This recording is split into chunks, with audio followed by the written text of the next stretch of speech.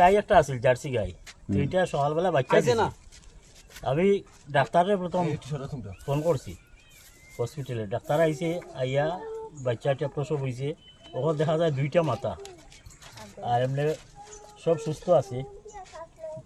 4টা ঠ্যাং, 2টা খানো আছে, খারও মুখ কয়টা? মুখ 2টা, মাথা 2টা, মুখ 2টা, চোখ 4টা, খান দুইটা। কান 2টা। আজকে কি আপনার বাড়িতে এই ঘটনাটা ঘটেছে? ওই আজকে সকাল 7টায়। কতদিন ধরে আপনি ওই মানে কি করেন আপনি? বা আমি তো পেশায় শিক্ষক, আর আর গরু ফালতেছি 3 বছর থেকে।